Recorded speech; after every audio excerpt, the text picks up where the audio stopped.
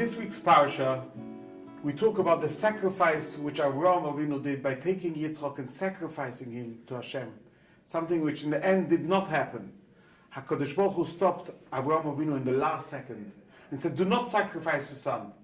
What's most interesting is that straight after Avraham Avinu decides he's not going to sacrifice his son Yitzchak because Hashem told him not to. And Hashem says to Avraham Avinu, Ata yadati, now I know, ki yireh Elokim ata, that you are a God-fearing person. And the question is, what do you mean now you know? He didn't know beforehand?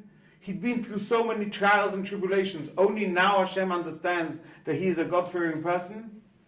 Rashi says in his commentary that Avraham Avinu asked Hashem, I don't understand. Yesterday you said to me, which was not yesterday, but when Yitzchak Avinu was born, you said, this is going to be your main descendant. Through Yitzchak you're going to have the nation of Israel. Now, afterwards you told me to sacrifice Yitzchak, and now you tell me not to sacrifice him. I don't understand. Our question is, why did Avraham Avinu ask this question after he sacrificed Yitzchak?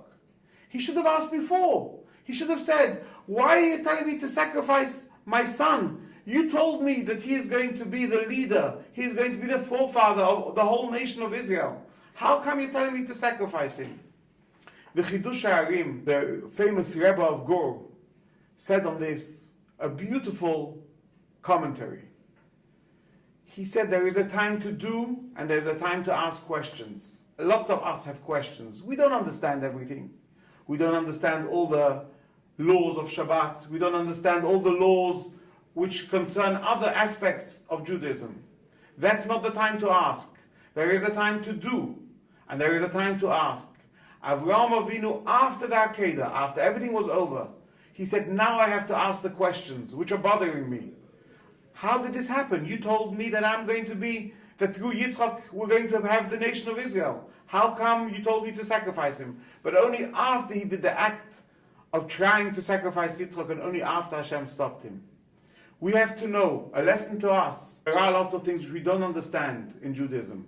Our job is to strive to keep the laws, to understand afterwards. First, as always, in the nation of Israel, it's always Naaseh v'nishma. Naaseh we're going to do. We're going to keep all the mitzvot. We're going to try and strive to be better Jews. Afterwards, v'nishma, we will ask the questions and we'll get the answers and understand why we have to do it. Because we know that this Torah, which we keep, was created by God, and there is an understanding. And even if we don't understand it now, it doesn't mean we can't do it. We will do it first, and then we will understand.